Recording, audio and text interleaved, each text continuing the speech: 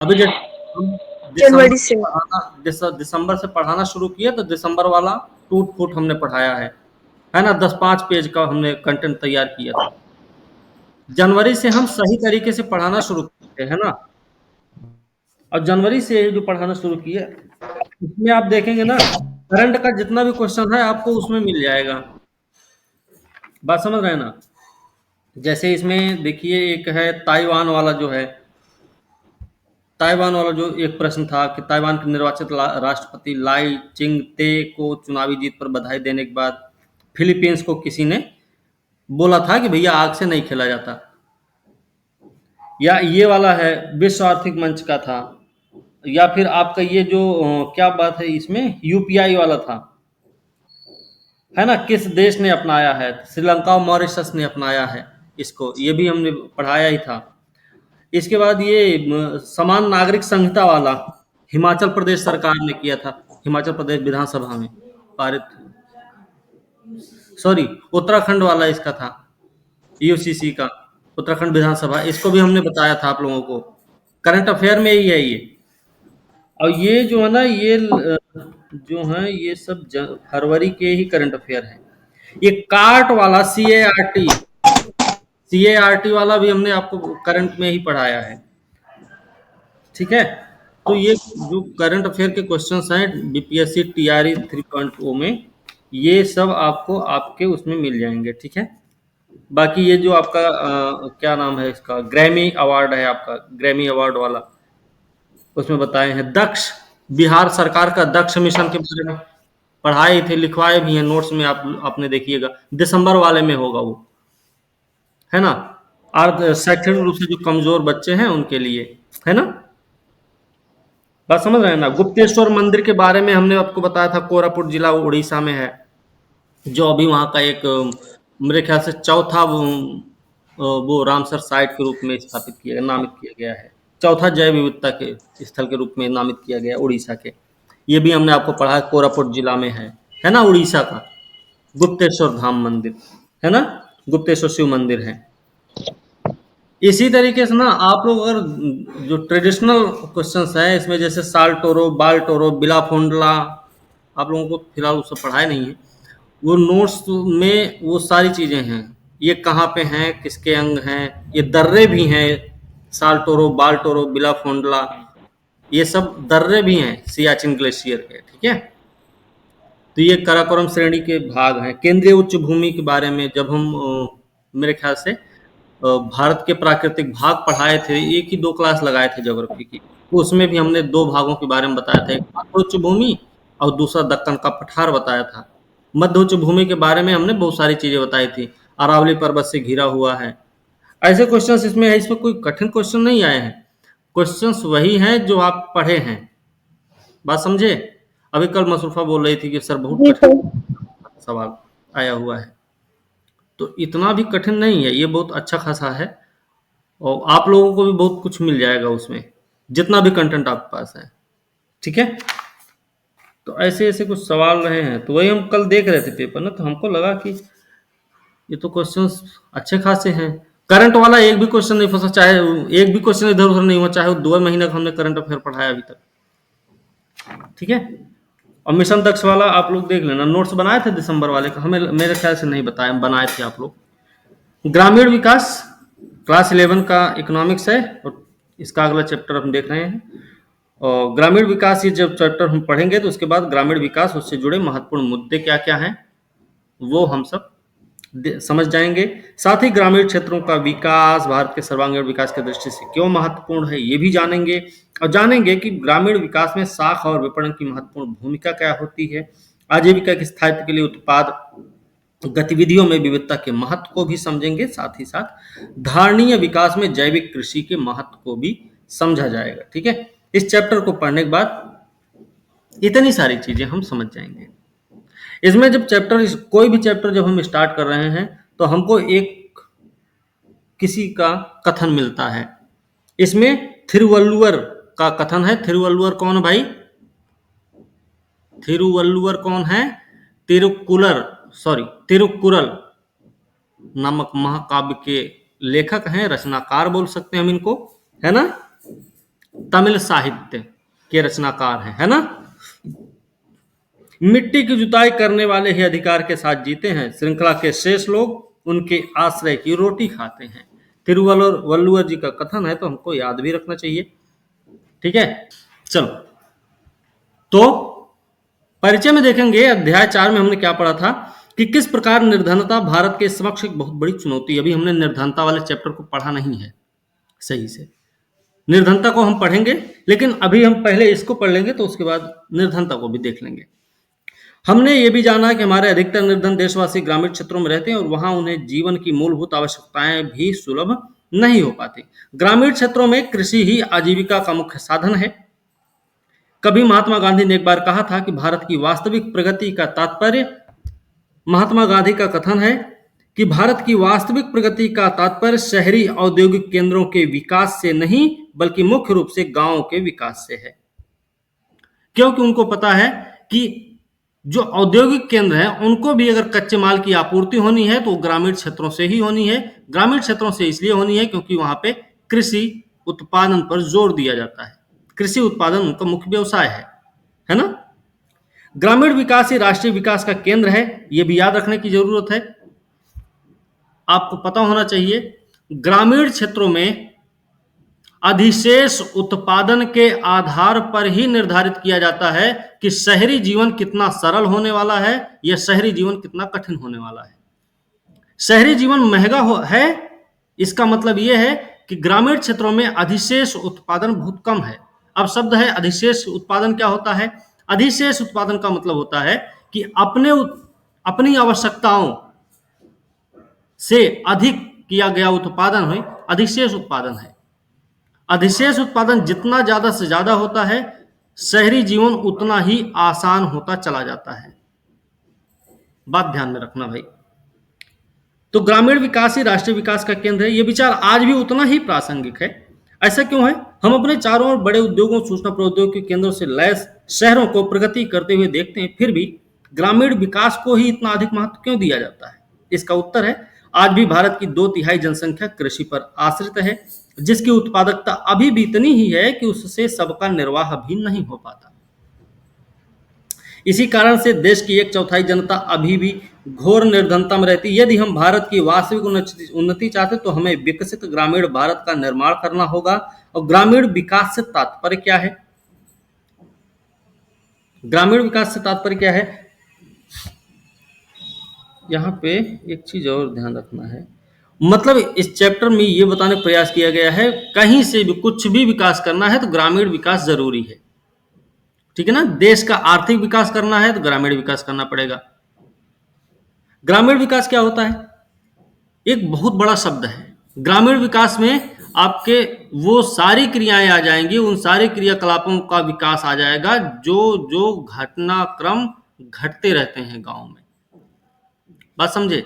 गांव में आप देखेंगे तो आपको है, और ये मूल रूप से ग्रामीण अर्थव्यवस्था के उन घटकों के विकास पर ध्यान केंद्रित करने पर बल देता है जो ग्रामीण अर्थव्यवस्था के सर्वांगीण विकास में पिछड़ चुके हैं। ग्रामीण अर्थव्यवस्था के सर्वांगीण विकास से संबंधित सभी टर्म ग्रामीण विकास से जुड़े होते हैं। भारत के विकास के लिए जिन क्षेत्रों में नई और सार्थक पहल करने की आवश्यकता बनी हुई है वे इस प्रकार से हैं। मानव संसाधनों का विकास जिसमें सम्मिलित है। मानव संसाधन के विकास में क्या क्या शामिल हो सकता है? हमने मानव पूंजी निर्माण के बारे में बताया था। तो मानव पूंजी निर्माण का मतलब क्या था कि मानव पूंजी निर्माण में किन किन चीजों पर ध्यान रखा जाएगा? शिक्षा पर, स्वास्थ्य पर, उनके परिवहन, उनके प्रवसन पर, हर चीज में निवेश करना है, तभी वो मानव पूंजी निवेश बनेगा, तभी वो जाके मानव पूंजी के रूप में सामने आके खड़ा हो जाएगा, नहीं तो मानव ही है वो। तो इसमें क्या आएगा? साक्षरता। साक्षरता भी किस पे? विशेष रूप से नारी साक्षरता की बात होगी। शिक्षा, कौशल का विकास। शिक्षा जरूरी है लेकिन उसके साथ कौशल विकास का भी होना जरूरी है। तो साक्षरता हो गई, विशेष रूप से नारी साक्षरता की बात है। स्वास्थ्य की बात है। स्वास्थ्य मतलब स्वच्छता के साथ साथ, याद रखना, जन स्वास्थ्य भी शामिल है।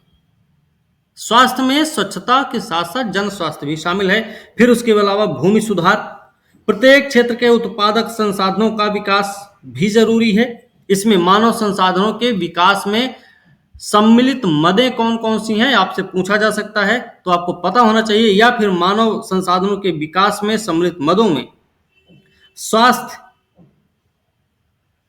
स्वास्थ्य के अंतर्गत किन को शामिल किया जाता है, तो स्वच्छता और जन स्वास्थ्य दोनों को शामिल किया जाता है। आपको इस तरीके से भी याद रखने की जरूरत है। आधारिक संरचना का विकास, आधारिक संरचना होती क्या है? वैसे आधारिक संरचना हम देखते हैं तो परिवहन का नाम ले लेते हैं, दूरसंचार का नाम ले लेते हैं, सिंचाई पानी का नाम ले लेते हैं, बिल्डिंग का नाम ले लेते हैं, मतलब स्वास्थ्य हॉस्पिटल का नाम ले लेते हैं। लेकिन ग्रामीण क्षेत्र में क्या है आधारिक संरचना? उसमें बिजली भी है, सिंचाई है, साख साख मतलब ऋण, ऋण का कैसा ऋण? कोई ऋण जैसी कोई संस्था होती है क्या?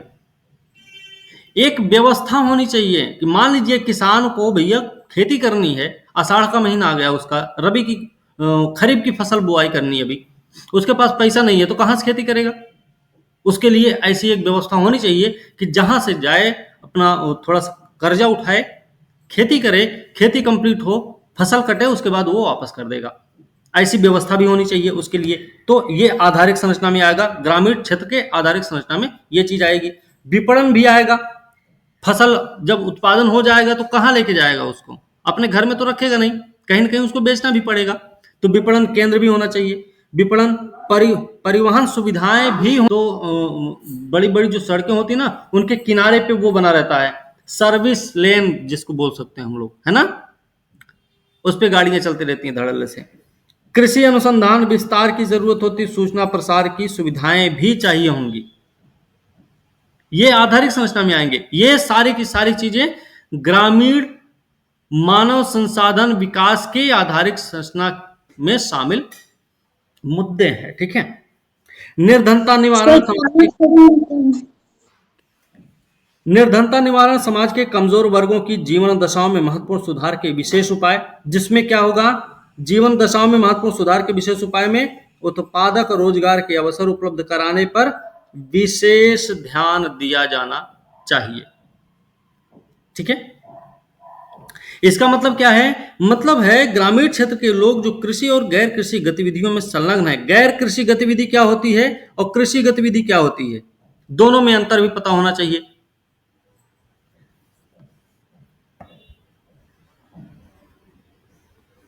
कृषि और उससे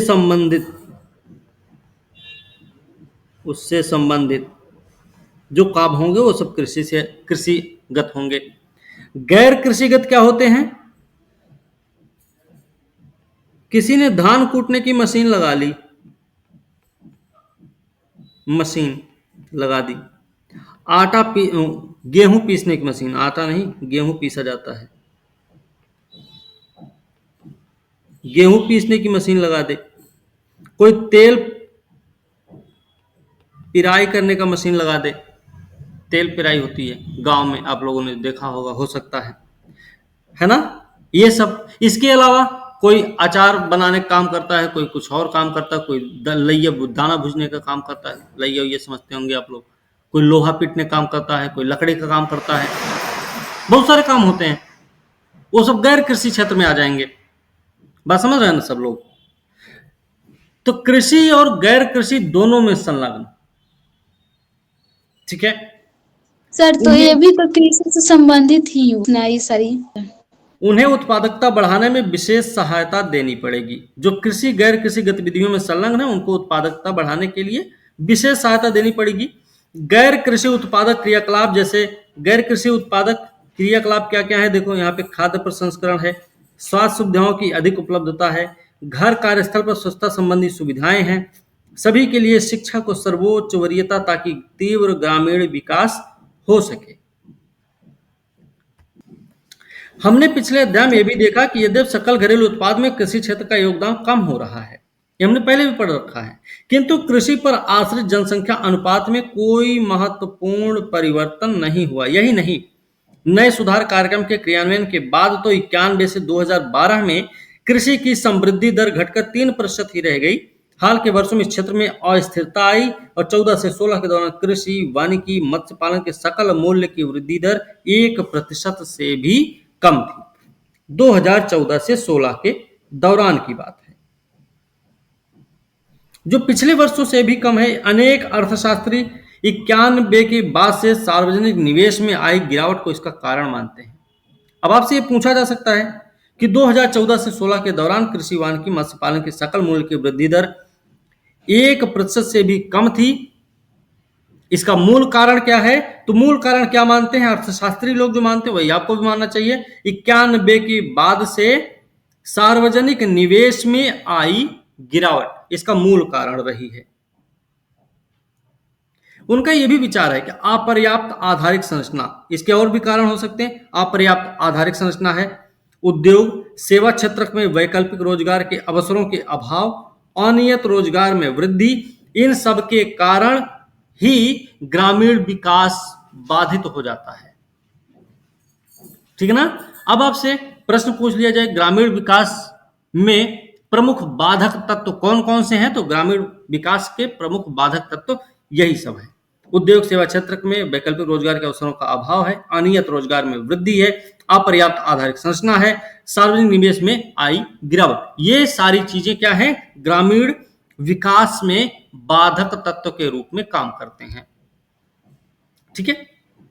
इन सभी परिघटनाओं के प्रभाव की झलक देश के किसानों में बढ़ती हुई दुर्दशा, असहायता के रूप में देखा जा सकता है। इसी परिप्रेक्ष्य में हम ग्रामीण भारत के साख और विपणन व्यवस्था, कृषि गतिविधियों के स्वरूप में विविधता, धारणीय विकास को बढ़ावा देने में जैविक कृषि की भूमिका, महत्वपूर्ण आयामों पर आलोचनात्मक चर्चा भी करेंगे। ठीक है? मतलब जो किसानों की हालत गड़बड़ हो रही, बद से बदतर होती जा रही है, उसके मूल कारणों को भी देखा जाएगा। साथ ही साथ ये धारणीय विकास को बढ़ावा देने, जैविक कृषि के बारे में, इन सब पे भी बात की जाएगी। ठीक है? ग्रामीण क्षेत्रों में साख और विपणन, अभी हमने साख के बारे में बताया था, विपणन भी हमने बताया, विपणन केंद्र होते हैं। तो साख क्या है भाई? कृषि। ग्रामीण क्षेत्रों में साख होती क्या है?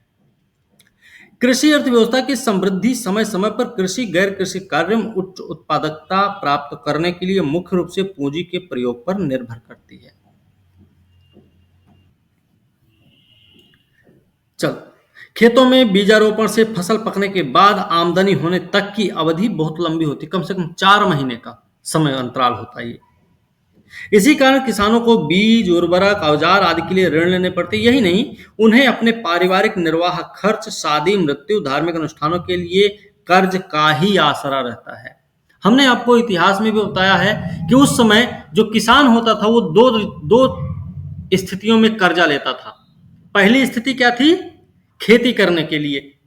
और दूसरी स्थिति क्या थी भाई? दूसरी स्थिति थी अपने परिवार के निर्वाह को बरकरार रखने के लिए। दो ही स्थितियों में कर्जा किसान लेता था इतिहास में, जो अंग्रेजों के समय का इतिहास है, मॉडर्न हिस्ट्री जो हमारा है। आज भी किसान क्या कर रहा है? कर्जा क्यों ले रहा है? या तो उसको खेती करनी है, या फिर उसको अपना कार्यक्रम निपटाना है, परिवार के खर्च के लिए, शादी विवाह करवा रहा है, मृत्यु को कोई संस्कार निपटाना है उसके लिए लेगा, या फिर कुछ पूजा पाठ करवानी है तो उसके लिए ले लेगा। तो एक तो ये पारिवारिक मामला में आ जाएगा और दूसरा आ जाएगा कृषि के मामला में।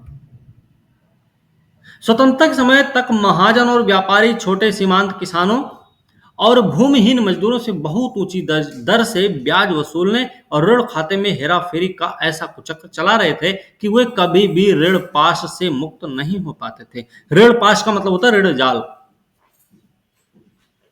यह इतिहास में भी रहा है। सरकार ने बहुत सारे प्रयास किए। ऐसा नहीं था कि ब्रिटिश सरकार ने प्रयास नहीं किए कि किसानों को ऋण पाश से मुक्ति दिलाई जाए। उन्होंने कई सारे प्रयास किए ऐसे, लेकिन जो यहाँ के जमींदार थे, जो बड़े बड़े भूमिहीन जो बड़े बड़े महाजन थे, व्यापारी थे, वो लोग उसका तोड़ खोज लेते थे। जैसे सरकार ने बोला था, ब्रिटिश सरकार ने, कि 3 बार से ज्यादा कर्जा नहीं दिया जाएगा अगर कोई व्यक्ति कर्जा वापस नहीं कर पाता है तो। ऐसी स्थिति में तो उन्होंने क्या उसका तोड़ निकाला कि एक काम करो, पहले तुम ले लो इतना, अच्छा लाओ कुछ दे दो, इसको हम नया कर देते हैं, अगली बार आना फिर थोड़ा सा दे दो, इसको हम नया कर देते, फिर से तुम्हारा आ जाएगा। मतलब 3 बार कभी पूरा ही नहीं होता था उनका, ऐसा उन्होंने तोड़ निकाल लिया। स्वतंत्रता के बाद वही आदत चलती रही। तो किसानों की समस्या तो बढ़ती ही जा रही थी ना। 1969 में भारत ने 1969 में सामाजिक बैंकिंग आरंभ कर इस व्यवस्था में एक बड़ा बदलाव। सामाजिक बैंकिंग शुरू कब की गई थी? 1969 में। क्यों की गई थी? इसी से किसानों को ऋण पास से मुक्ति दिलाने के लिए, ताकि ये किसी महाजन, किसी व्यापारी के चंगुल में ना फंस सके, का प्रयास किया। ग्रामीण साख आवश्यकताओं की पूर्ति के लिए बहु संस्था व्यवस्था का सहारा लिया गया। आगे चलकर 1982 में राष्ट्रीय कृषि ग्रामीण विकास बैंक नाबार्ड की स्थापना हुई। 1982 में ये क्या किया? इसने संपूर्ण ग्रामीण वित्त व्यवस्था के समन्वय के लिए एक शीर्ष संस्थान के रूप में अपने आप को स्थापित कर लिया। इससे किसान डायरेक्ट जाके कर्जा नहीं लेता है। ये क्या करता है? जो कृषि साख गतिविधियों का ध्यान रखती हैं, देखरेख करती ना, ये उनको ऋण प्रदान करता है। किसानों का इससे कोई जुड़ाव नहीं है नाबार्ड से। याद रखना, ये प्रश्न पूछा गया है एग्जाम में, यूपीएससी में भी पूछा गया है। हरित क्रांति ने भी ग्रामीण साख भूमि विकास बैंक सम्मिलित हरित क्रांति ने भी ग्रामीण साख व्यवस्था में बहुत बड़े परिवर्तन का सूत्रपात किया। हरित क्रांति भी इसमें एक सहायक के रूप में शामिल हुई, क्योंकि इसने ग्रामीण विकास के विभिन्न घटकों को उत्पादक ऋणों की ओर उन्मुख कर विविधता प्रदान की। हरित क्रांति क्यों लाई गई थी? आज ग्रामीण बैंक की संस्थागत संरचना में अनेक बहु एजेंसी संस्थान। ग्रामीण बैंक की संस्थागत संरचना में कौन कौन आते हैं? व्यावसायिक बैंक, क्षेत्रीय ग्रामीण आरआरबी बैंक, सहकारी तथा भूमि विकास बैंक। ये सब क्या है? ये सब आपके ग्रामीण बैंक की संस्थागत संरचना में शामिल संस्थाएं हैं। ठीक है। ये सस्ती ब्याज दरों पर क्या करते हैं? ये सस्ती ब्याज दर पर पर्याप्त ऋण की पूर्ति करते हैं। हाल ही में औपचारिक साख व्यवस्था में रह गई कमियों को दूर करते हुए स्वयं सहायता समूहों का भी ग्रामीण साख व्यवस्था में प्रादुर्भाव हुआ है। अब ये जो स्वयं सहायता समूह हैं, ये भी ग्रामीण साख व्यवस्था में शामिल हो गए हैं, क्योंकि औपचारिक साख व्यवस्था न केवल अपर्याप्त थी, बल्कि ग्रामीण सामाजिक तथा सामुदायिक विकास में पूरी तरह समन्वित साबित हुई थी। मतलब स्वयं सहायता समूहों को ग्रामीण साख व्यवस्था में के रूप में शुरू करने का प्रमुख उद्देश्य क्या था? कि औपचारिक साख व्यवस्था की कमियों को पूरा कर लिया जाए। ठीक है। साथ ही साथ ग्रामीण सामाजिक और सामुदायिक विकास को पूरी तरह से एकीकृत किया जाए। यही उद्देश्य था सेल्फ हेल्प ग्रुप्स के शुरू करने का। चूंकि इसके लिए ऋणाधार की आवश्यकता थी, अतः बहुसंख्य ग्रामीण परिवारों के एक बड़ा अनुपात इससे अपने आप वंचित रह गए। अपने प्रत्येक सदस्य में न्यूनतम अंशदान द्वारा सदस्यों में कम अनुपात में मितव्ययिता की भावना बढ़ाता है। ठीक है। न्यूनतम अंशदान, सदस्यों में कम अनुपात में मितव्ययिता की भावना, मतलब यहां पे कि एक आदमी कमाने वाला अगर 10 खाने वाला है तो कितना बचत हो सकती है? बात समझे? एक आदमी कमाने वाला है, ऋणाधार पे देखो, ऋणाधार ऐसे समझो, किताबी भाषा में समझोगे तो परेशान हो जाओगे। मान लो आपको कर्जा चाहिए, हमसे कर्जा चाहिए आपको।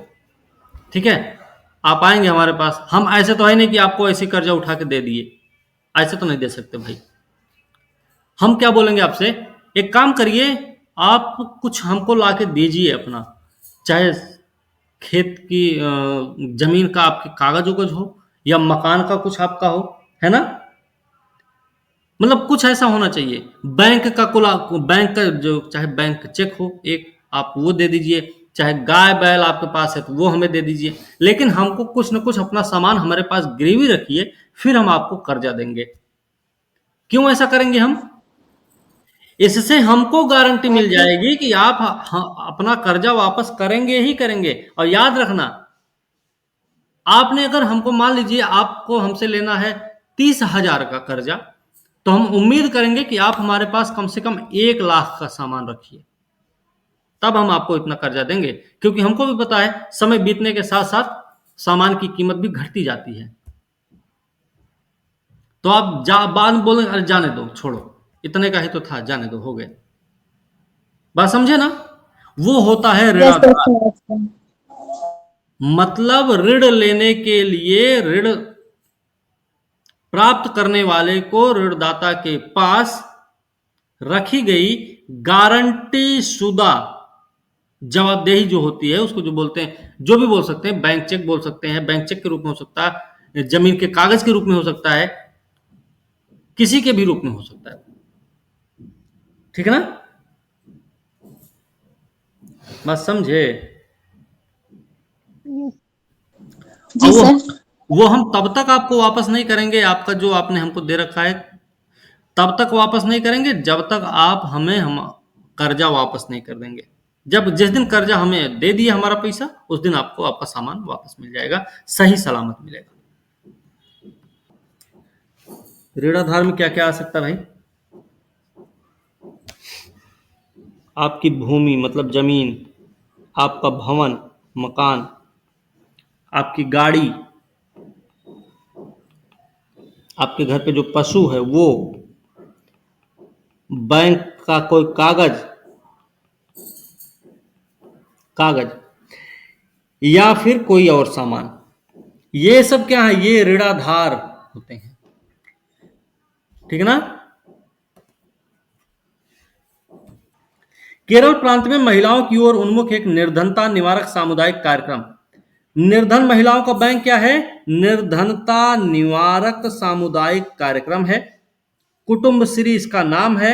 हम सबने इसको करंट अफेयर में भी एक बार पढ़ रखा था। 95 में सरकारी बचत साख सोसाइटी के रूप में गरीब महिलाओं के बचत बैंक की स्थापना हुई थी और 1995 में हुई थी। सरकारी बचत साख सोसाइटी के रूप में इसकी स्थापना की गई थी। ठीक है? इस बचत और साख सोसाइटी ने क्या किया? छोटी छोटी बचतों को मिलाकर 1 करोड़ रुपए की विशाल राशि एकत्र कर ली। इसे अब सदस्य संख्या और संगठित बचत के आधार पर एशिया का विशालतम सदस्य संख्या संगठित बचत के आधार पर एशिया का विशालतम अनौपचारिक बैंक माना जाता है। मतलब इतनी बड़ी संस्था हो गई अभी। ये इसकी वेबसाइट है, आप वहां पे जाके सब देख सकते हैं। ठीक है? सारी जानकारी यहां से पा सकते हैं आप। चलिए, इस प्रकार एकत्र राशि में से जरूरतमंद सदस्यों को ऋण दिया जाता है। उस ऋण की राशि छोटी छोटी आसान किस्तों में लौटाई जाती है। मतलब आजकल आपने एक शब्द सुना होगा, अ, सखी नहीं है, करीब 10-15 लोग होते हैं उसमें, समूह। समूह सुना ना? महिलाएं समूह चलाती हैं आजकल। Self help group. नहीं नहीं, वो सेल्फ हेल्प ग्रुप तो पूरी एक बहुत बड़ा बात हो गया ना, जी। है ना? वो समूह सर होते आजीविका दीदी करके है। हैं। लखपति दीदी योजना। लखपति दीदी योजना सर, अरे, है ना? पति दीदी और करोड़पति दीदी नहीं बता रहे हैं। जैसे गांव में देखोगे ना, गांव में जैसे थोड़ा शहरी क्षेत्र होना चाहिए, तो वहां हाँ पे हाँ, समूह, सही कह रहे सर, समूह ही होता है। महिलाएं समूह चलाती हैं। उसमें 10-15-20 महिलाएं होती हैं। ठीक है? वो सब महिलाएं क्या करती हैं? हफ्ता हफ्ता में तो नहीं, मेरे ख्याल से 15 दिन या 1 महीना में मीटिंग लगती है उन लोगों की। मीटिंग में फैसला होता है। मीटिंग में एक पर्ची निकाली जाती है। जिसके नाम की पर्ची निकलती है उसको पैसा दिया जाता है। अगर मान लीजिए आपको जरूरत है पैसे की, आप गए अपने समूह में, बोले भाई हमको इतना पैसा चाहिए, बहुत जरूरत है, तो आपको पैसा मिल जाएगा समूह से। लेकिन फिर आपको क्या करना पड़ेगा? वही देखिए ना, यहाँ पे लिखा है छोटी छोटी किस्तों में लौटाई जाती है। तो आप पर वो हो जाएगा, हर महीना आपको इतना भैया देना पड़ेगा फिर। ठीक है? ये आजकल महिलाएं समूह चला रही, पुरुष भी चलाते हैं। पुरुष भी चलाते हैं ये चीजें। तो ब्याज की दर भी उचित रखी जाती है। मई 2019 तक 54 लाख महिला स्वयं सहायता समूह में लगभग 6 करोड़ महिला सदस्य हैं। 2019 तक की बात थी। लगभग 10 से 15 हजार रुपए प्रति सेल्फ हेल्प ग्रुप, और इसके अलावा 2.5 लाख प्रति सेल्फ हेल्प ग्रुप को परिक्रमी निधि के रूप में सामुदायिक निवेश सहायता कोष का सृजन किया जाता है। ये क्या है? ये परिक्रमी निधि क्या होती भाई?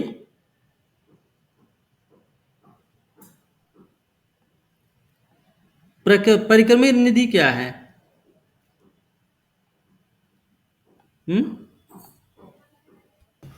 ठीक है, तो ये ध्यान रखना है। ये हाँ, इसमें जो एक शब्द आया था परिक्रमी निधि, क्या होती भाई?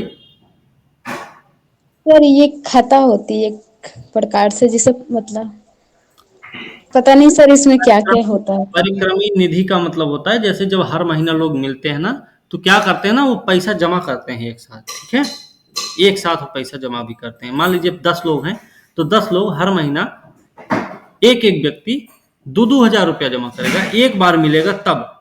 तो दूधा में 20,000 रुपया एक साथ जमा हो गया, है ना। वो अकाउंट में गया, फिर से निकाला जाएगा, फिर से वही काम यूज होगा, फिर से जाएगा, फिर से निकाला जाएगा। वही क्या है, परिक्रमी निधि के रूप में उसी को मानते हैं हम। ठीक है ना। और यहाँ पे एक बोला गया सामुदायिक निवेश सहायता कोष का सृजन भी किया गया है। ठीक है। सर परिक्रमी निधि सर मतलब कौन जमा करता है एक साथ?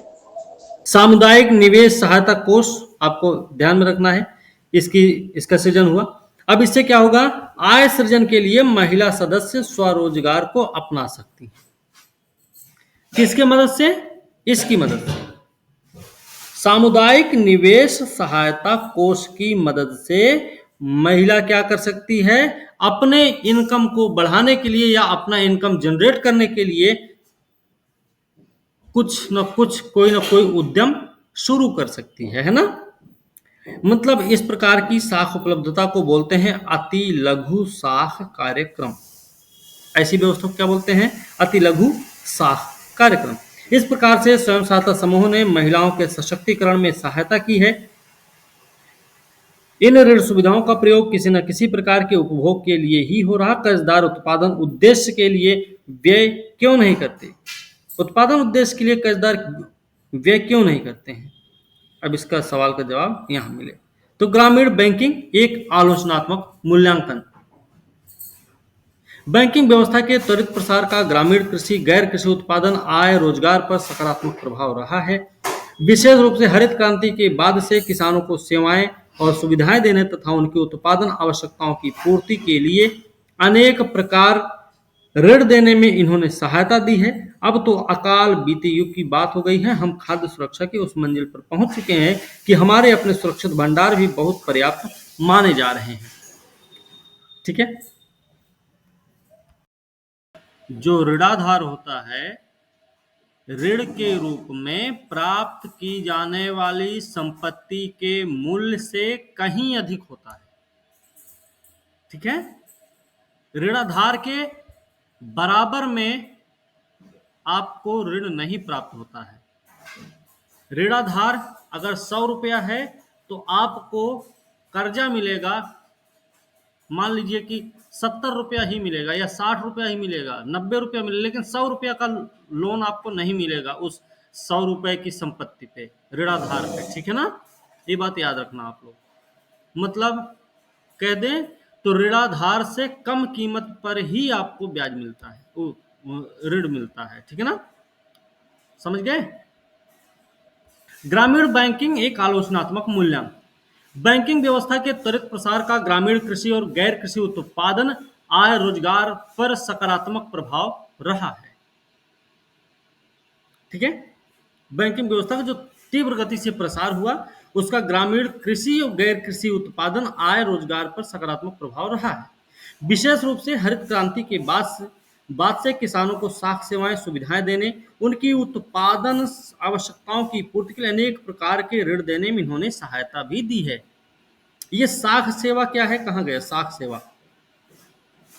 साख सेवा का क्या मतलब हुआ यहाँ पे? साख सेवा का मतलब हो गया कि भाई किसान है, उत्पादन में उसके क्या क्या लग रहा है, बीज लगेगा, उर्वरक लगेगा, तकनीकी लगेगी, है ना, सिंचाई उचाई व्यवस्था करनी है, तो ये सब क्या है, ये साख है उसके। इन्हीं को हम आगत भी बोल सकते हैं, बात ध्यान में रखना। इन सब की व्यवस्था की है बैंकों ने। बैंकिंग सुविधा जो मिली है, इन सब ने क्या किया है, किसानों के लिए ये सारी व्यवस्थाएं उपलब्ध करा दी। और ये खास करके तब हुआ है जब हरित क्रांति देश में प्रवेश कर गई थी। बात समझे? हरित क्रांति के बाद ही कृषि व्यवस्था में एक अलग से क्रांति आई है। अब तो अकाल बीते युग की बात हो गई। हम खाद्य सुरक्षा को उस मंजिल पर पहुंच चुके हैं कि हमारे अपने सुरक्षित भंडार भी बहुत पर्याप्त माने जा रहे हैं, किंतु अभी भी हमारी बैंकिंग व्यवस्था उचित नहीं बन पाई है। उचित किस मामले में नहीं बन पाई है? सबकी पहली बात तो सबकी पहुंच बैंक तक नहीं है, सबसे बड़ी बात तो ये है। दूसरी बात यह है, जो बहुत पिछड़ा एरिया है, जो दूर दराज का कोई क्षेत्र है, गांव का एरिया है, वहां पर बैंकिंग सिस्टम नहीं है। ये लोग बैंक से मेल जोल बढ़ाने से भी डरते हैं। इनको लगता है कि बैंक हमारी शत्रु है, हम अगर कर्जा ले लिए गलती से तो हमारी सारी संपत्ति को जब्त कर ले जाएगी। तो इनको ये भी बताना पड़ेगा, भैया बैंक आपका मित्र है, शत्रु तो है नहीं, सहयोग करेगा आपका, मदद करेगा आपका, आप बाद में दे देना आराम से। इनको ये बात बतानी चाहिए। साथ साथ कागजी कार्रवाई से भी लोग बचना चाहते हैं। ठीक है, बहुत सारी कागजी कार्रवाई होती है। व्यावसायिक बैंकों को छोड़कर अन्य सभी औपचारिक साख संस्थाएं जमा प्रवाह की संस्कृति को विकसित नहीं कर पाई हैं। व्यावसायिक बैंकों को छोड़ दिया जाए, जैसे ग्रामीण बैंक होते हैं, तो ग्रामीण बैंकों में आज भी देखेंगे लोग उतना इंटरेस्ट नहीं लेते हैं। ठीक है, और ना ही इनकी कोई प्रभावपूर्ण ऋण वसूली व्यवस्था बन पाई है। कृषि ऋणों की वसूली नहीं हो पाने की समस्या बहुत गंभीर है। कृषि ऋणों की वसूली नहीं हो पाने की समस्या बहुत ही गंभीर है। आज भी देखेंगे जो ऋण लेके बैठे हैं वो देना नहीं चाहते, ये भी एक बात है। ठीक है ना? कृषि ऋण का भुगतान ना कर पाने वालों की संख्या में लगातार वृद्धि हो रही है। एनपीए में चले जाते हैं वो लोग। और सबसे बड़ी समस्या क्या है इसकी सबसे बड़ी समस्या है सरकार द्वारा जो ऋण माफी योजना चलाई जाती है, किसान कृषि ऋण माफी योजना, वो सबसे बड़ी देन है इसकी। उसकी वजह से लोग अपना कर्जा खत्म करना नहीं चाहते। किसान ऋण का भुगतान करने में क्यों असफल रहे?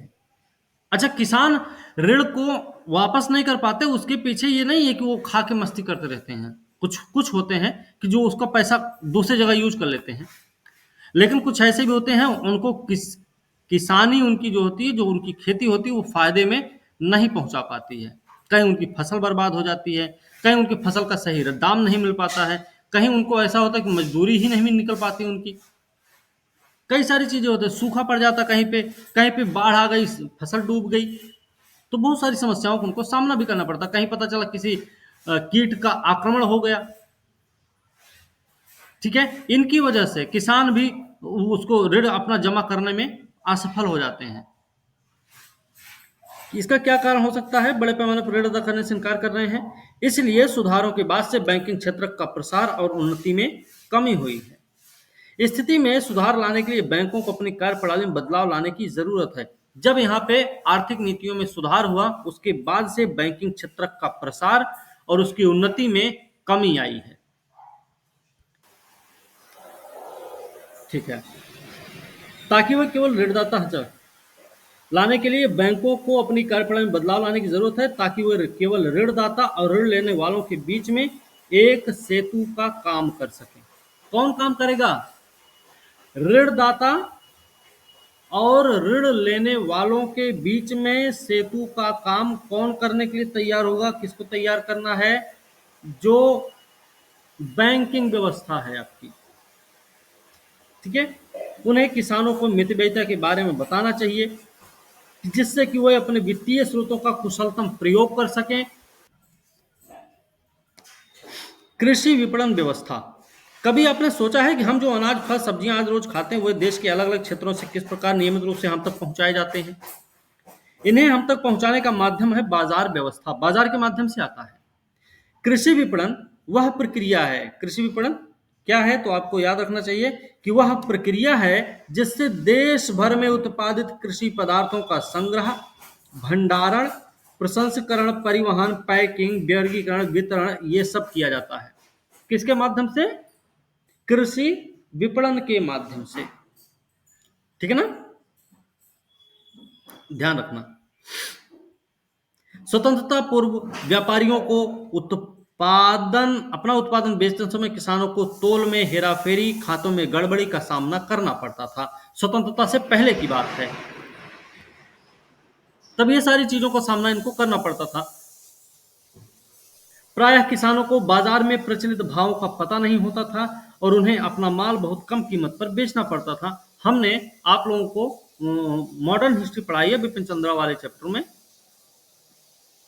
आर्थिक प्रभाव, उसमें हमने बहुत सारी चीजें आप लोगों को बता रखी हैं।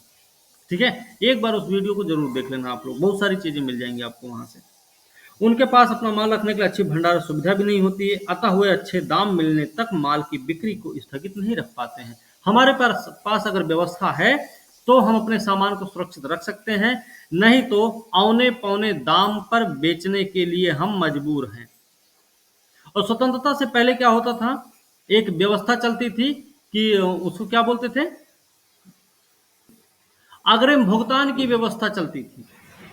मतलब हमने पहले से किसान को पैसा दे दिया, भैया तुम खेती कर लो, दूसरों को बोल दिया कोई दूसरा नहीं खरीद सकता, सिर्फ हम खरीदेंगे, और किसान से भी बोल दिया जब बेचना होगा तो हमें ही बेचना, किसी दूसरे को बेचना भी मत। हम क्या करते फिर, जब फसल तैयार हो जाती तो मनमानी रकम देकर अपना हम सारा फसल उसका अपने नाम करवा लेते। उसके हिसाब से नहीं, या बाजार के हिसाब से नहीं, हम अपने हिसाब से उसका मूल्य निर्धारित करते थे। ये होता था, स्वतंत्रता से पहले की हालत थी। किसानों को फायदा नहीं मिल पाता था उसका,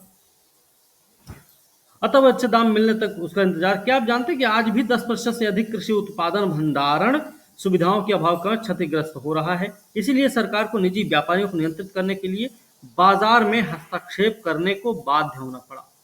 सरकार आज बहुत सारी योजनाएं चला रही है बाजार व्यवस्था को सुनिश्चित करने के लिए। सरकार कई सारी योजनाओं का निर्धारण कर रखी, कई सारी योजनाएं चला रही है सरकार, किसानों को सही ढंग से उसका फायदा मिल सके इसलिए चला रही सरकार।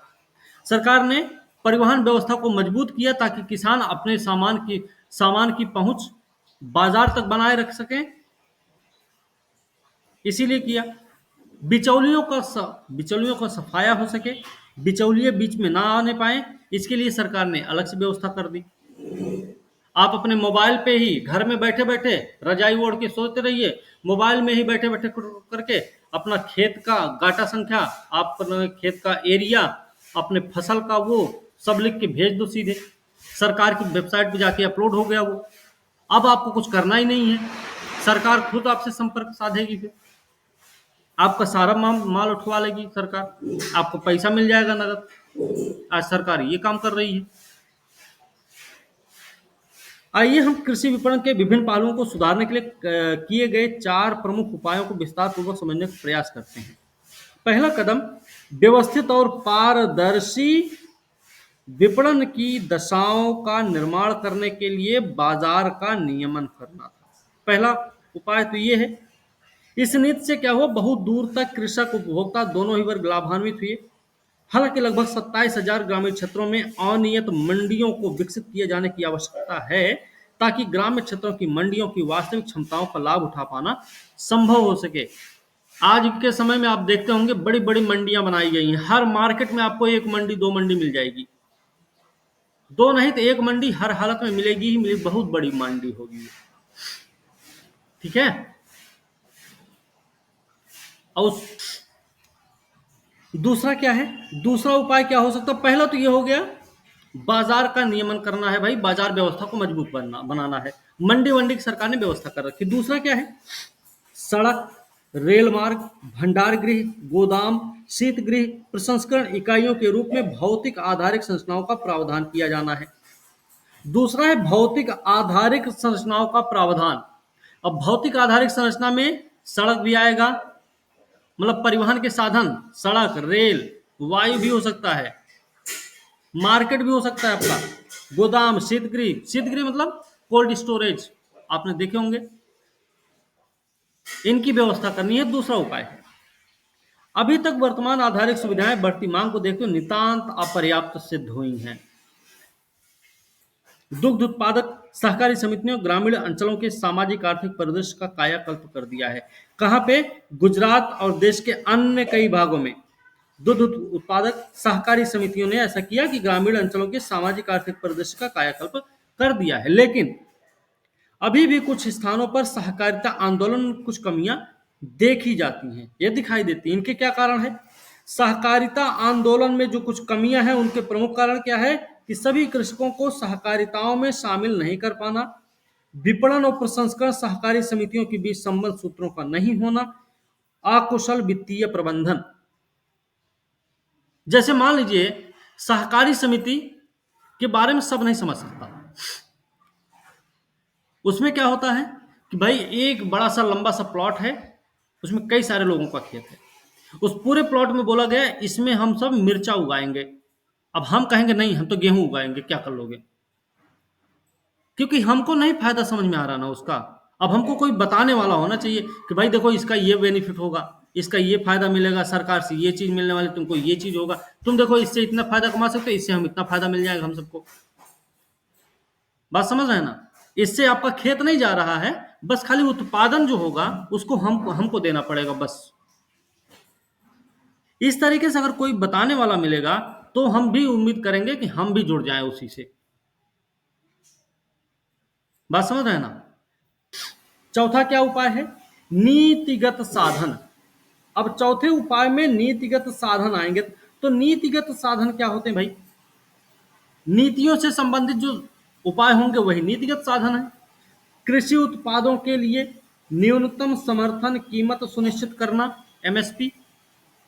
भारतीय खाद्य निगम द्वारा गेहूं चावल के सुरक्षित भंडार का रखरखाव करना, एफसीआई की बात हो रही है यहाँ पे। रखरखाव भंडारण की सुविधा होनी चाहिए। नीतिगत उपाय, सार्वजनिक वितरण प्रणाली के माध्यम से खाद्यान्न और चीनी का वितरण करना। ये 3 तरीके से नीतिगत उपाय किए जा सकते हैं जो कृषि स्थितियों में सुधार के लिए जरूरी हैं। इन साधनों का उद्देश्य क्या है? इन तीनों का उद्देश्य क्या है? किसानों को उपज के उचित दाम दिलाना, गरीबों को सहायकी युक्त सब्सिडाइज्ड कीमत पर वस्तुएं उपलब्ध कराना रहा है। फिलहाल सरकार के इन सभी प्रयासों के बाद भी आज तक कृषि मंडियों पर निजी व्यापारी मतलब साहूकार, ग्रामीण राजनीतिक सामंत, बड़े व्यापारी, अमीर किसान, इन्हीं सबका वर्चस्व है।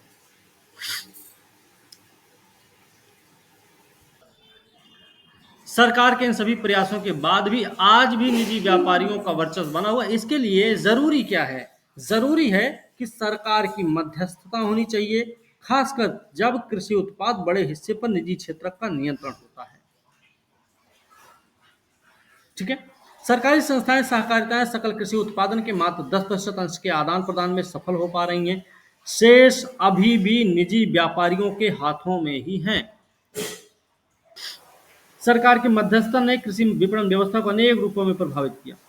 वैश्वीकरण के इस युग में कृषि के त्वरित कुछ विद्वानों का कहना है कि किसानों की आय बढ़ाने के लिए कृषि का व्यवसायीकरण हो, बशर्ते कि इसमें सरकार की मध्यस्थता नहीं होनी चाहिए।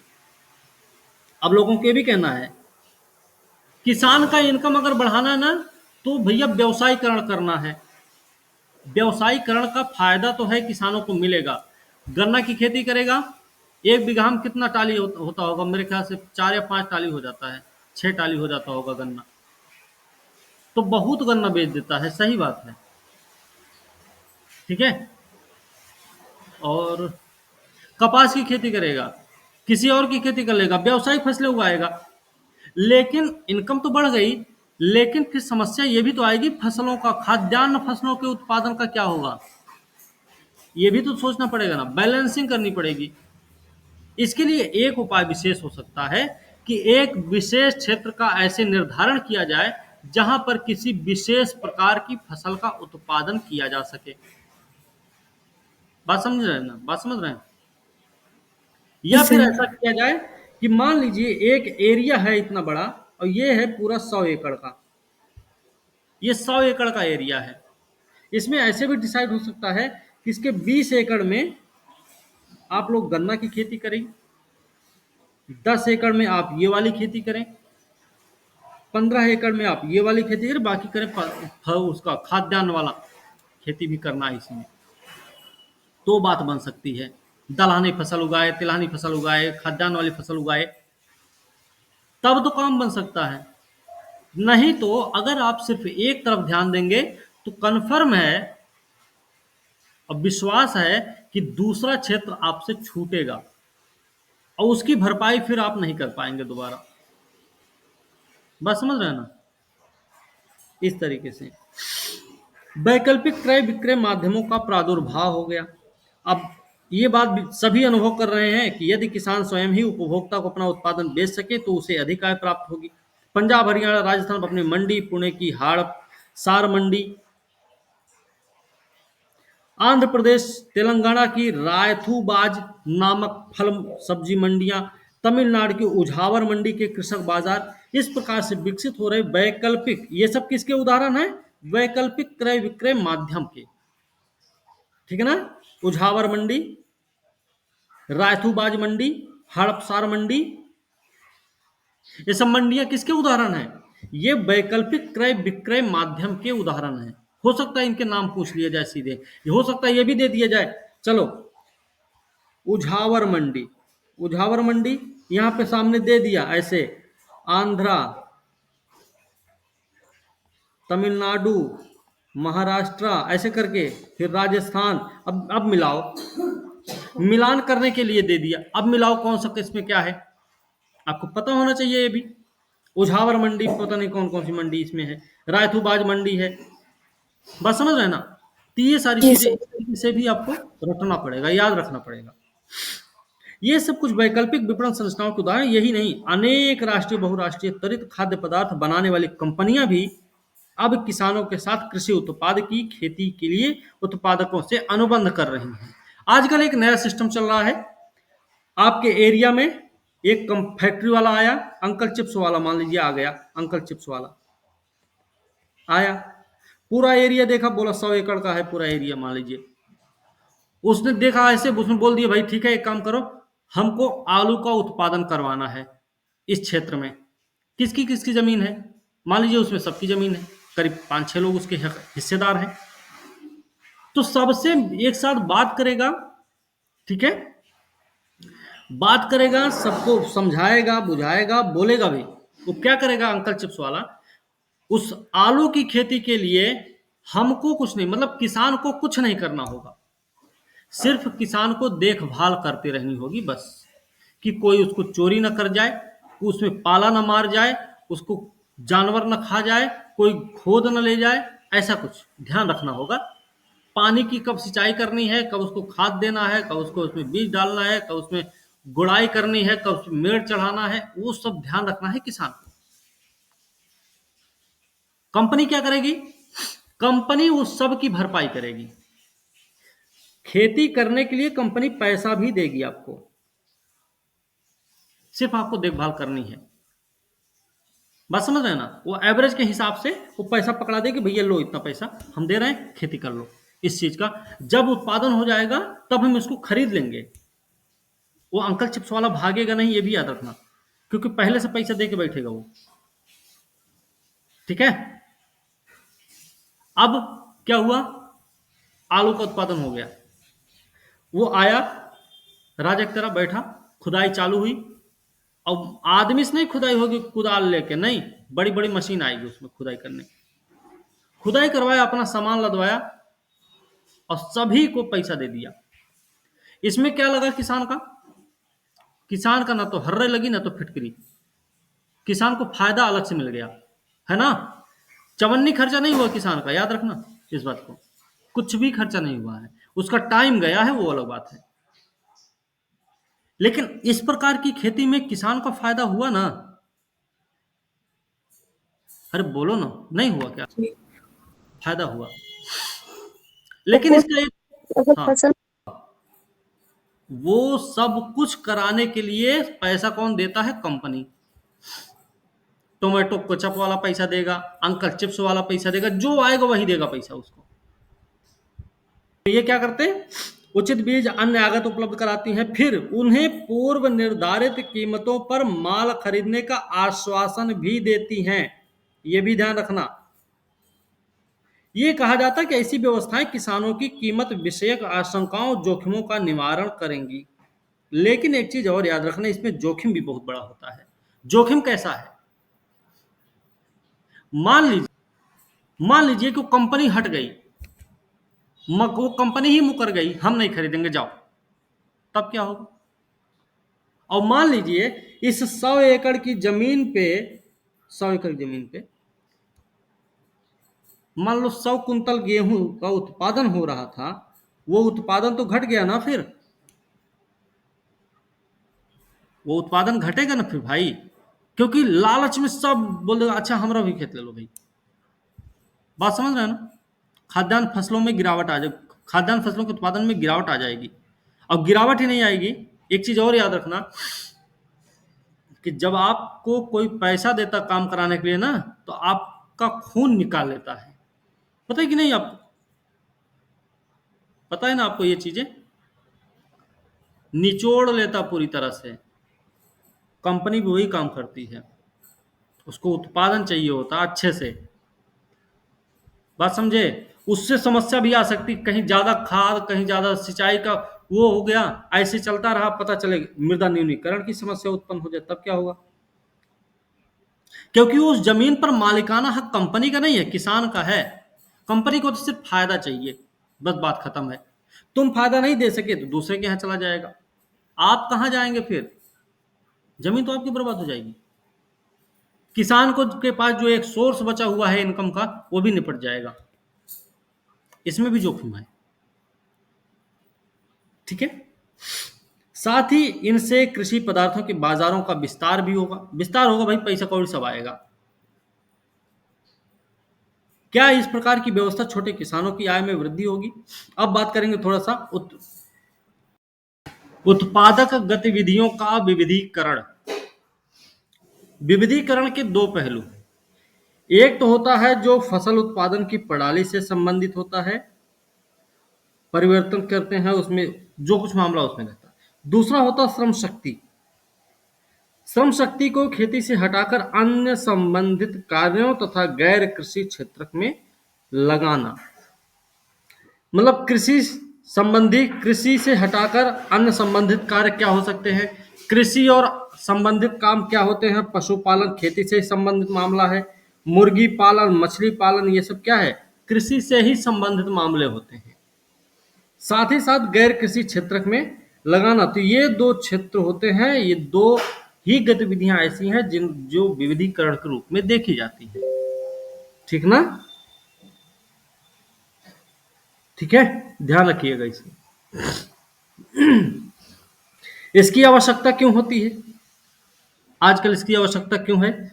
इसलिए है क्योंकि सिर्फ खेती के आधार पर आजीविका कमाने में जोखिम भी बहुत ज्यादा हो जाता है। खेती फायदे का सौदा नहीं रह गई है ना? उत्पादन कितना होगा, कब बारिश हो जाएगी, कब सूखा पड़ जाए, कब अकाल आ जाए, कब बाढ़ आ जाएगी, कोई किसी को पता नहीं है। कभी कीड़ों का वो झुंड आक्रमण कर देगा, किसी को बात का। हाँ बोलिए ना। इसकी जरूरत इसलिए है क्योंकि खेती में आजीविका कमाने का बहुत ज्यादा अवसर नहीं रह गया है। इसके लिए अगर आपको खेती से ज्यादा संसाधन, मतलब ज्यादा की कमाई चाहिए, आजीविका अच्छी खासी चाहिए होगी, तो आपको थोड़ा बहुत काम भी करना पड़ेगा। जैसे आप पशुपालन कर सकते, कृषि से संबंधित क्रिया है। मछली पालन, मुर्गी पालन भी कर सकते हैं आप, ठीक है? ये जो विविधीकरण है ये इसीलिए होता है ताकि, अब देखो, उत्पादक गतिविधियों के विविधीकरण को अपनाने का मूल कारण क्या है? तो मूल कारण है आमदनी को बढ़ाना। बात समझे? आमदनी को बढ़ाने से ही संबंधित है। मतलब विविधीकरण द्वारा हम न केवल खेती से जोखिम को कम करने में सफल होंगे, बल्कि ग्रामीण जन समुदाय को उत्पादक और वैकल्पिक धारणीय आजीविका के अवसर भी उपलब्ध हो पाएंगे। विविधीकरण अपनाकर हम खेती में से जो जोखिम उत्पन्न होने वाला है उसको कम कर सकते हैं, साथ ही साथ उत्पादक वैकल्पिक धारणीय आजीविका के अवसर भी उपलब्ध करवा सकते हैं। ठीक है। देश में अधिकांश कृषि रोजगार खरीफ की फसल से जुड़ा रहता है। ज्यादातर जो खेती है वो खरीफ की फसल से जुड़ा होता है, लेकिन रबी की फसल के मौसम में तो जहां पर्याप्त सिंचाई सुविधाएं नहीं हैं, उन क्षेत्रों में भी लाभप्रद रोजगार दुर्लभ हो जाता है। ऐसा क्यों होता है? क्योंकि जब खरीफ की फसल होती है तो खरीफ के समय में बारिश का भी मौसम रहता है ना, बारिश भी होती रहती है, तो इसलिए थोड़ा बहुत फायदा भी दिख जाता है। लेकिन रबी के सीजन में बारिश का इतना कोई वो नहीं होता, और इसलिए जहां पे बारिश की संभावना जहां पे पानी की पहुंच कम होती, सिंचाई के साधन नहीं हो पाते हैं, वहां पर रोजगार मिलना थोड़ा मुश्किल रहता है। ठीक है, रबी के मौसम में खास करके। अतः अन्य प्रकार के उत्पादक और लाभप्रद गतिविधियों में प्रसार के माध्यम से ही हम ग्रामीण जन समुदाय को अधिक आय कमाकर गरीबी तथा अन्य विषम परिस्थितियों का सामना करने में समर्थ बना पाएंगे। अगर हम और भी, जैसे जहां पर रोजगार मिलना अब आसान नहीं रह गया, जहां पर सिंचाई साधन नहीं है, खेती करना मुश्किल हो रहा है, वहां पर रोजगार नहीं मिल पाएगा तो दूसरा क्या काम कर सकता आदमी? दूसरा काम पशुपालन का कर सकता है, ठीक है, दूसरा काम वो मुर्गी पालन का कर सकता है, दूसरा और भी काम कर सकता है। ध्यान रखिए। अतः जरूरत संबद्ध गतिविधियों गैर कृषि रोजगार, नए वैकल्पिक आजीविका स्रोतों के विकास पर ध्यान देने की है। इस समय जरूरत क्या है? जरूरत है संबद्ध गतिविधियों, गैर कृषि रोजगार, नए वैकल्पिक आजीविका स्रोतों के विकास पर ध्यान देने की इस समय। वैसे अब ग्रामीण क्षेत्रों में नए धारणीय आजीविका विकल्पों का विकास हो रहा है। कृषि क्षेत्र पर तो पहले ही से बहुत बोझ है, अतः बढ़ती हुई श्रम शक्ति के लिए अन्य गैर कृषि कार्यों में वैकल्पिक रोजगार के अवसरों की आवश्यकता है। गैर कृषि अर्थतंत्र में अनेक घटक होते हैं। कुछ घटकों में पर्याप्त गतिशील अंतर संबंध होते हैं और उनमें स्वस्थ समृद्धि की संभावनाएं भी रहती हैं, ठीक है ना। किंतु अनेक घटक तो निम्न उत्पादकता वाले निर्वाह मात्र की व्यवस्था कर पाते हैं। गतिशील उपघटकों में कृषि प्रसंस्करण उद्योग। अब देखिए यहाँ पर एक सवाल आपको और मिल जाता है। क्या सवाल मिल रहा है? गतिशील अपघटक क्या क्या होते हैं? तो कृषि प्रसंस्करण उद्योग, खाद्य प्रसंस्करण उद्योग, चर्म उद्योग, पर्यटन, ये सब क्या है? गतिशील उपघटक होते हैं, ठीक है ना। बात समझे? पेपर में हो सर, सकता है। गतिशील उपघटक का मतलब क्या? गतिशील उपघटक का मतलब होता है कि देखिए, जो गतिहीन होगा, मतलब एक बार हुआ वो अब रुक जाएगा।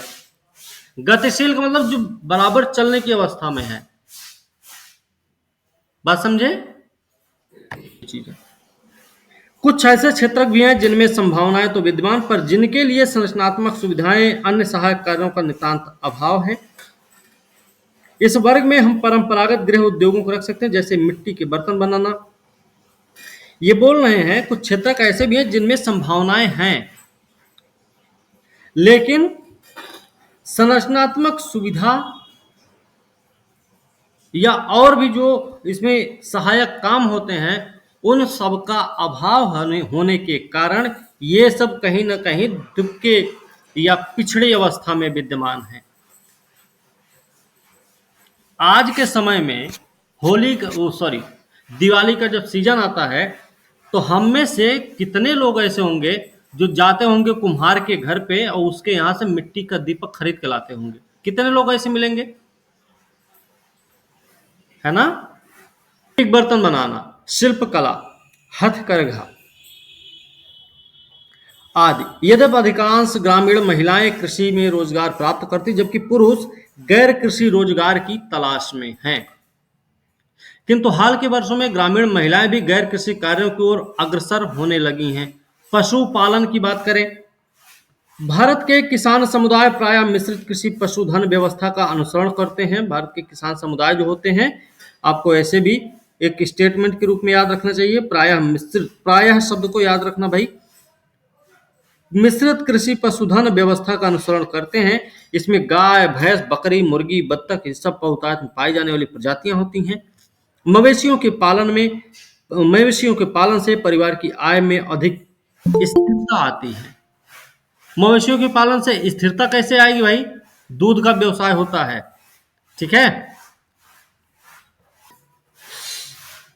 साथ ही खाद्य सुरक्षा, परिवहन, ईंधन, पोषण की व्यवस्था भी परिवार के अन्य खाद्य उत्पादक गतिविधियों में अवरोधक के बिना प्राप्त हो जाती है। आज पशुपालन क्षेत्र देश के 7 करोड़ छोटे और सीमांत किसानों, और गाय भैंस से क्या होता है? पशुपालन से क्या क्या मिलेगा? दूध मिलेगा, दूध पनीर भी बन सकता है, उसी से क्या बोलते हैं उसको, घी भी बनाया जा सकता है ना, छाछ का व्यवसाय हो सकता है, उसी से कई सारे काम कर सकते हैं। दूध और दुग्ध उत्पाद हम अपना बढ़ा सकते हैं। इस क्षेत्र में महिलाएं बहुत बड़ी संख्या में रोजगार पा रही हैं। चार्ट 6.1 में भारत में पशुधन का विवरण दिया गया है। इसमें सबसे बड़ा अंश 58% तो मुर्गी का पालन, अन्य पशुओं में ऊंट, गधे, घोड़े आते। सबसे निम्न स्तर खच्चरों और टट्टुओं का है। खच्चर और टट्टू के बारे में पता है आप लोगों को? 2012 में भारत में 300 मिलियन, ये देखिए एक आंकड़ा दिया गया है, इस आंकड़े की जरूरत नहीं है, ठीक है। आंकड़े हम क्या करेंगे? करंट से उठा के कहीं देख लेंगे। बात करेंगे मत्स्य पालन की। एक मिनट, इसमें कुछ नहीं है ना, छोड़ो इसको। हाँ, ये देख लेना, ये एक आंकड़ा है। 51 से लेकर 16 की अवधि में देश में दुग्ध उत्पादन लगभग 10 गुना बढ़ गया है। मुख्य श्रेय इसका क्या है? दुग्ध उत्पादन में जो इतनी वृद्धि हुई, ऑपरेशन फ्लड, दूध की बाढ़ को दिया जाता है, श्वेत क्रांति, ठीक है ना, इनको दिया जाता है। बस इतना ध्यान रखिए। आगे है मत्स्य पालन। मछुआरों के समुदाय तो प्रत्येक जलागार को मां या दाता का मानते हैं। मछुआरों के जो समुदाय होते हैं, हर एक जलागार को मां या दाता कहते हैं। वो चाहे तालाब हो, चाहे कोई गड्ढा हो, चाहे नदी हो, झील हो, कुछ भी हो। सागर, महासागर, सरिताएं, झीलें, प्राकृतिक तालाब, प्रवाह आदि सभी जलागार मछुआरों के समाज के लिए निश्चित जीवन दीपक स्रोत बन जाते हैं। भारत में बजटीय प्रावधानों में वृद्धि और मत्स्य पालन तथा जल कृषि में नवीन प्रौद्योगिकी के प्रवेश के बाद से मत्स्य उद्योग ने विकास की नई मंजिलें तय की।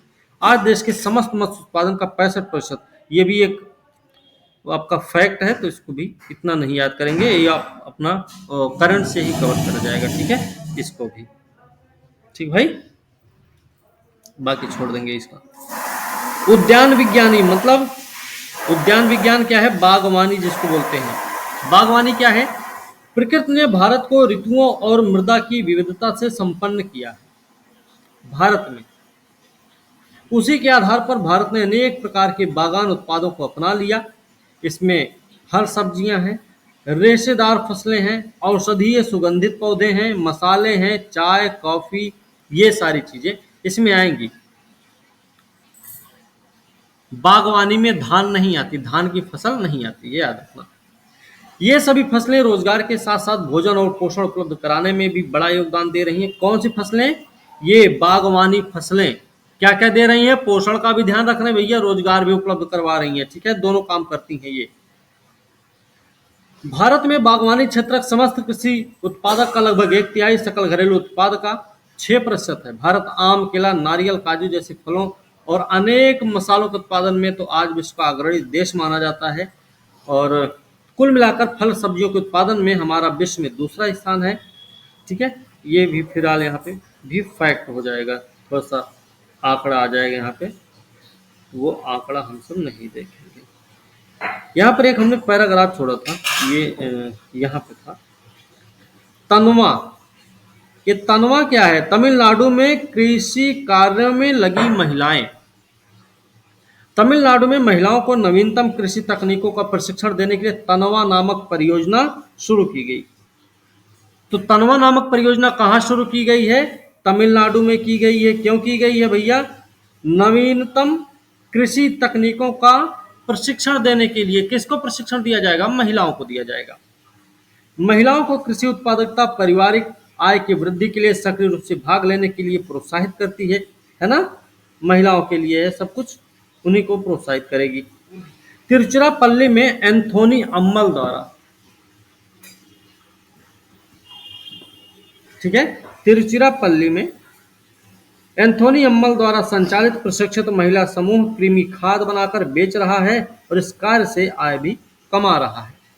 अनेक एक चीज और इसमें देख लेना है, अनेक किसी महिला समूह मतलब हुई ये, ठीक है छोड़ो ना इसको। इस प्रकार संचित बचत का प्रयोग कर वे पारिवारिक कुटीर उद्योग गतिविधियां, मशरूम की खेती भी करते हैं ये लोग, साबुन गुड़िया बनाना ये सब काम भी करते हैं। इससे इनकी इनकम में बढ़ावा हो रहा है। ठीक है, तनवा क्या है? तनवा हमको पता हो गया है, कहाँ पे चलाया जा रहा है? तमिलनाडु में चलाया जा रहा है। ठीक है, और एक चीज और हो सकता है, तिरुचिरापल्ली के एंथोनी अम्मल किससे संबंधित है?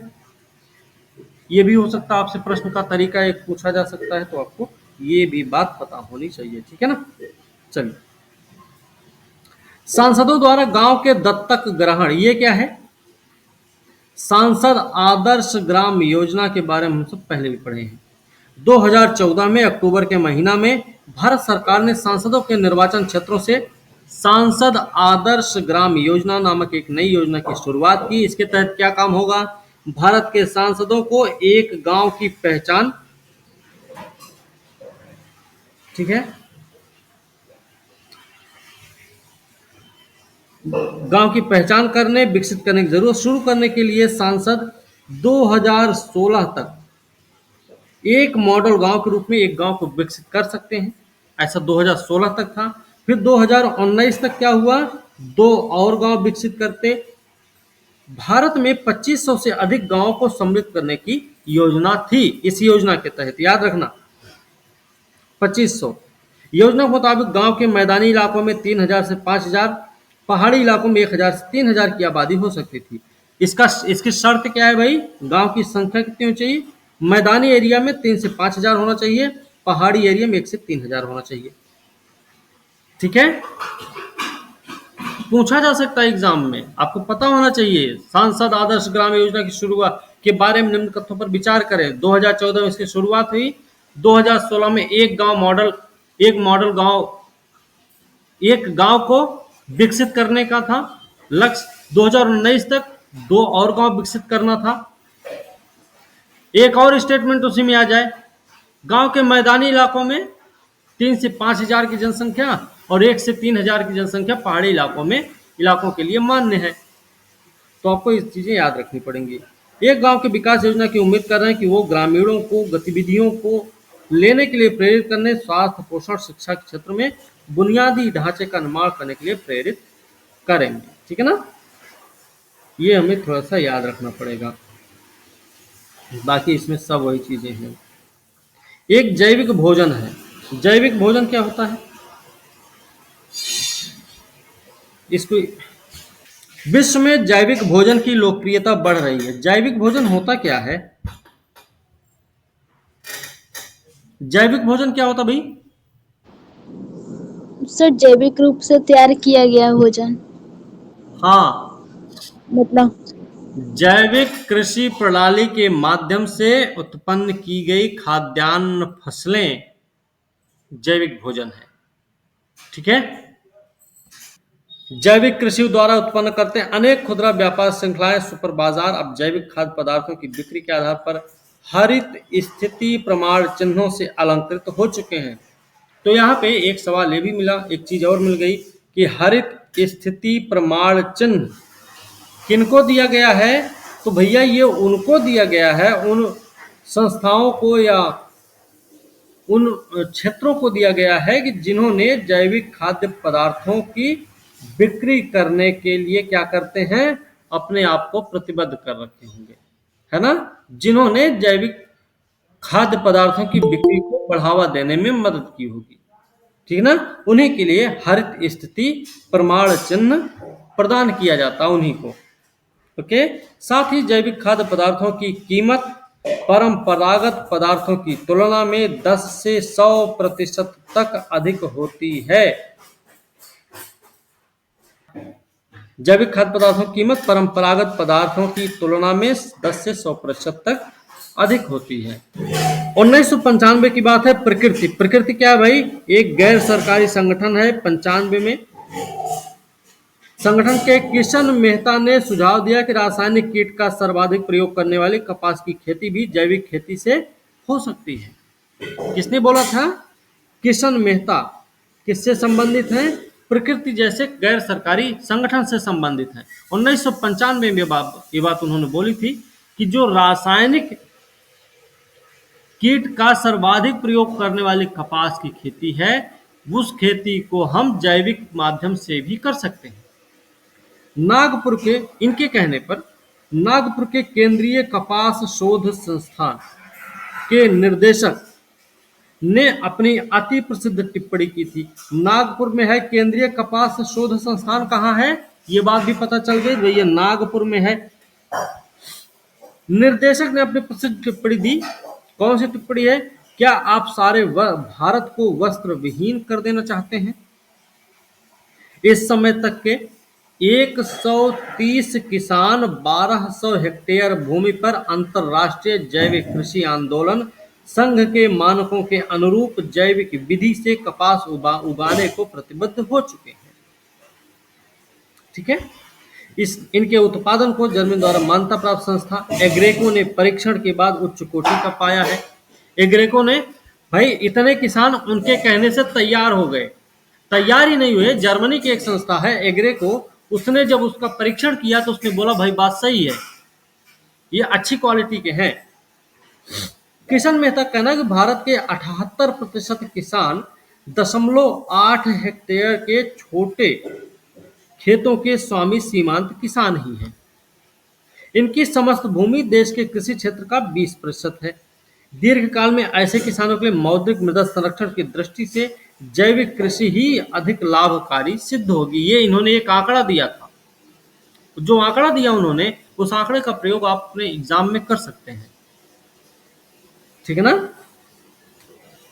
अपने क्षेत्र के किसी ऐसे खेत में जाएं जहां जैविक खाद का उपयोग किया जाता है और खेती से संबंधित तरीकों से जुड़े मुद्दों पर चर्चा करें। अपनी कक्षा में एक रिपोर्ट भी पेश करें, वो क्योंकि एक बच्चों वाली किताब है तो इसमें इस तरीके से बोला जा रहा है। ठीक है, कुछ वर्षों से रासायनिक उर्वरक कीटनाशकों के हमारे स्वास्थ्य पर हो रहे हानिकारक प्रभाव के विषय में जागरूकता का प्रसार हुआ। भारत में परंपरागत कृषि पूरी तरह से रासायनिक उर्वरक विषजन्य कीटनाशकों पर आधारित है। जो हमारी परंपरागत कृषि है भारत में, वो किस पे आधारित है? पूरी तरह से आधारित है किस पे? रासायनिक उर्वरक पर और विषजन्य कीटनाशक पर। विषाक्त तत्व हमारी खाद्य पूर्ति जल स्रोतों में निःसरित हो जाते हैं, हमारे पशुधन को हानि भी पहुंचाते हैं। साथ ही इनके कारण मृदा की उर्वरता छीड़ भी हो रही है। इनसे क्या क्या होगा नुकसान? भाई देखो, इनसे नुकसान सबसे बड़ा है, हमारे शरीर को नुकसान पहुंचेगा, बीमारी युक्त होंगे ये। बीमारी युक्त होने के साथ साथ मृदा न्यूनीकरण की समस्या उत्पन्न होगी। मृदा न्यूनीकरण के साथ साथ क्या हो जाएगा? हमारा जो जैव विविधता के लिए भी खतरा हो सकता है। जैव विविधता के लिए खतरा होगा। और क्या दिक्कत आ सकती है? खर्च का बोझ भी तो बढ़ जाता है, खर्च का बोझ भी बढ़ता है, खर्च का बोझ बढ़ता है। अब देखिए, जो जीव, जैसे मान लीजिए किसी ने चरी बोई है अपने खेत में, उसमें ले जाके ये सारी चीजें डाली, तो वो जो खाएगा, जानवर ही खाता, क्योंकि इंसान तो खाता नहीं, तो जानवर भी बीमार होगा, जानवर पर असर आएगा। जानवर बीमार हुआ तो उसके दूध में भी उसका असर आएगा, उस दवा का असर उसके दूध में आएगा, दूध पिएगा इंसान भी बीमार पड़ेगा। तो ये कई सारी समस्याएं इससे उत्पन्न होती हैं। इनके कारण मृदा की उर्वरता भी क्षीण हो जाती है। हमारे प्राकृतिक पर्यावरण का विनाश होता ही होता है। क्या क्या हो रहा है? मृदा की उर्वरता क्षीण हो रही है, साथ ही साथ प्राकृतिक पर्यावरण का विनाश हो रहा है। मतलब विकास के धारणीयता के लिए पर्यावरण मित्र प्रौद्योगिकी विकास के प्रयास जरूरी हो गए हैं। ठीक है, वर्तमान समय में ऐसे ही एक प्रौद्योगिकी को जैविक कृषि कहा जाता है। जैविक कृषि का मतलब क्या है? विकास की धारणीयता के लिए या विकास के सतत प्रक्रिया को बनाए रखने के लिए पर्यावरण मित्र प्रौद्योगिकी विकास का प्रयास ही जैविक कृषि है ना, ऐसा बोल सकते हैं। यह कृषि क्षेत्र में विकास की सतत प्रक्रिया के लिए पर्यावरण मित्र प्रौद्योगिकी विकास का प्रयास जैविक कृषि है। बात सही है, इस तरीके से हम इसको याद कर सकते हैं। संक्षेप में बोला जाए तो जैविक कृषि खेती करने की एक ऐसी पद्धति है, जैविक कृषि खेती करने की एक ऐसी पद्धति जो पर्यावरणीय संतुलन को पुनः स्थापित करके उसका संरक्षण और संवर्धन करती है। विश्व भर में सुरक्षित आहार की पूर्ति बढ़ाने के लिए जैविक विधि से उत्पादित खाद्य पदार्थों की मांग में वृद्धि हो रही है। जैविक कृषि के लाभ क्या क्या हैं, तो लाभ हम सब नोट कर लेंगे थोड़ा सा। जैविक कृषि महंगे आगत क्या होते हैं, संकर बीज, रासायनिक उर्वरक, कीटनाशक, इनके स्थान पर स्थानीय रूप से बने जैविक आगतों के प्रयोग पर निर्भर होती है। पहला फायदा क्या हुआ भाई, पहला फायदा हुआ स्थानीय रूप से बने जैविक आगतों के प्रयोग पर निर्भर है, पहला फायदा हो गया। मतलब ये आगत कैसे होंगे भाई, स्थानीय आगत मतलब सस्ते होंगे, इन पर निवेश से प्रतिफल भी अधिक मिलेगा। अरे भाई, तो ये क्या होंगे, सस्ते होंगे, निवेश से प्रतिफल भी अधिक मिलता है। स्थानीय रूप से बने जैविक आगतों का प्रयोग इसलिए लाभकारी होता है क्योंकि ये सस्ते होते हैं। ठीक है। विश्व बाजार में जैविक कृषि उत्पादों की बढ़ती हुई मांग के कारण उनके निर्यात से भी अच्छी आय हो सकती है। जैविक कृषि उत्पाद की मांग बढ़ रही है वैश्विक बाजार में, इसका निर्यात करेंगे तो हमारा फायदा ही होगा अच्छी खासी स्थिति में।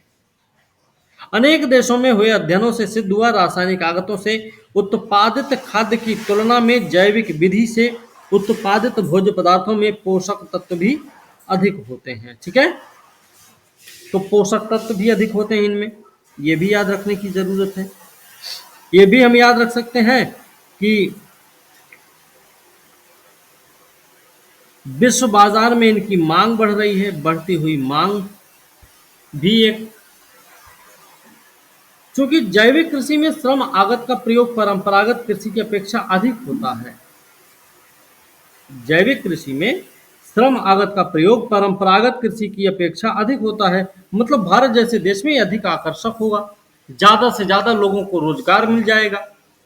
बात समझ रहे ना, रोजगार परक एक व्यवस्था हो जाएगी, मतलब ये उत्पाद विषाक्त रसायनों से मुक्त होंगे, पर्यावरण की दृष्टि से धारणीय विधियों द्वारा उत्पादित होते हैं। जैविक कृषि की लोकप्रियता के लिए नई विधियों का प्रयोग करने में किसानों की इच्छा शक्ति और जागरूकता जरूरी है। जैसे जैविक कृषि संवर्धन के उपयुक्त नीतियों के अभाव के साथ साथ अनेक विपणन की समस्या पर भी ध्यान देने की जरूरत है। इसके संवर्धन की नीतियां जो हैं, जैविक कृषि संवर्धन की नीतियां वो भी उतनी भी कारगर नहीं है, साथ ही साथ इनके विपणन की भी समस्या अभी बरकरार है, उस पर ध्यान देने की जरूरत है।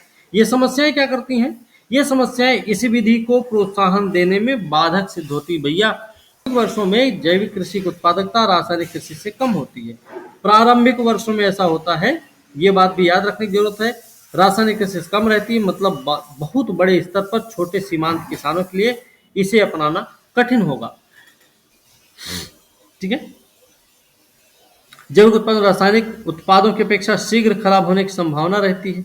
अब मतलब किसान बहुत बड़े स्तर पर हो जाता है। यही नहीं, जैविक उत्पादों के रासायनिक उत्पादों की अपेक्षा शीघ्र खराब होने की संभावना होती है।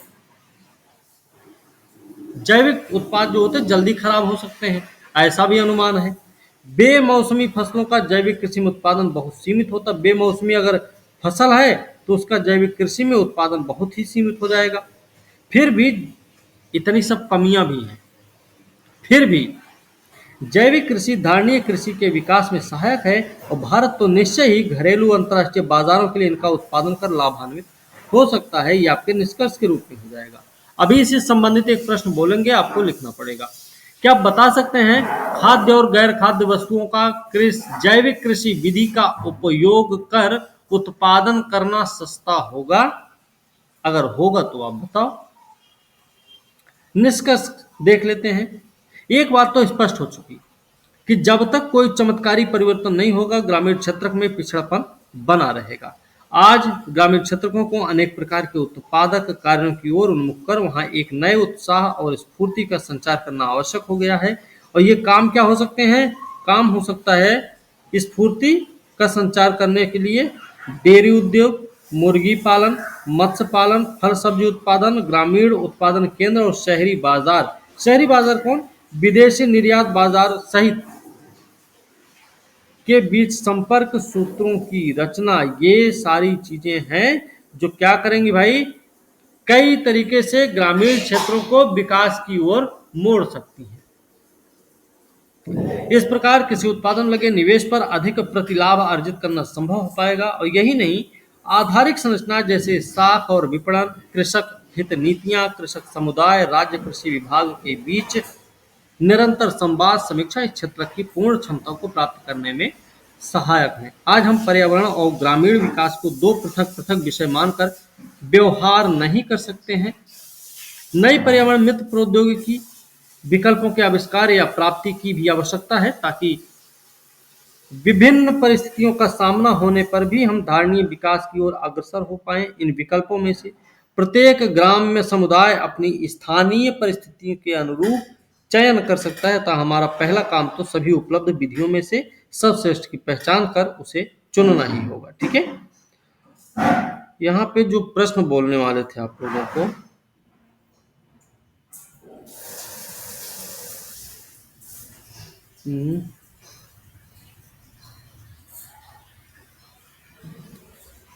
एक काम कर लीजिए,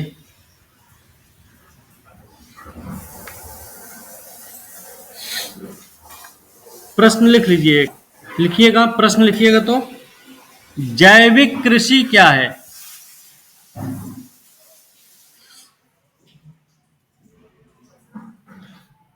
जैविक कृषि क्या है? स्पष्ट कीजिए। एक मिनट, स्पष्ट कीजिए हटा दीजिए, स्पष्ट कीजिए वाला छोड़िए अभी।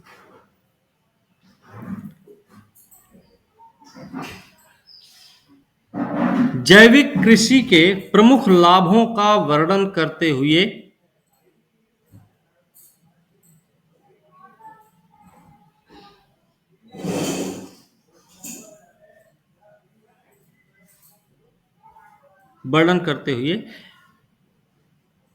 इसके मार्ग में आने वाली प्रमुख चुनौतियां बताइए।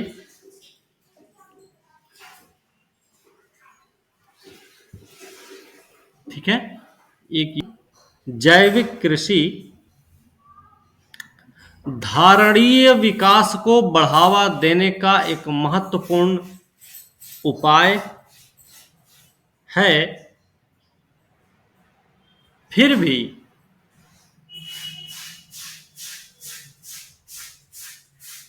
इसमें बहुत सारी समस्याएं हैं।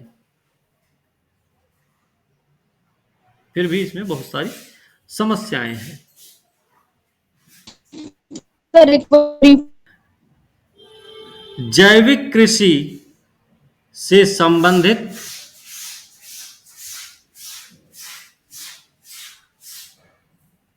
प्रमुख उदाहरण